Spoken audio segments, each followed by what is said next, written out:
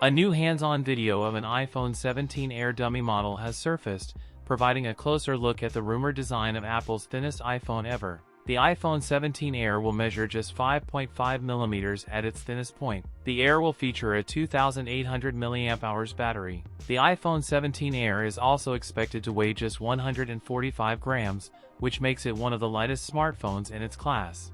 Now iPhone 17 Air Ben test leaks online what you think about iPhone 17 Air build quality. The iPhone 17 Air will feature a 6.6-inch display with dynamic island and a camera control button.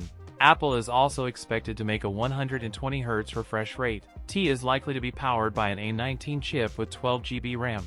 The Air's pricing is expected to be lower than the iPhone 17 Pro, which starts at $999. The iPhone 17 series, including the Air, 17 Pro, and 17 Pro Max, is anticipated for release in September or October 2025. That's it for today's video. If you enjoyed it, don't forget to like, comment, and subscribe for more content. Thanks for watching, and I'll see you in the next one.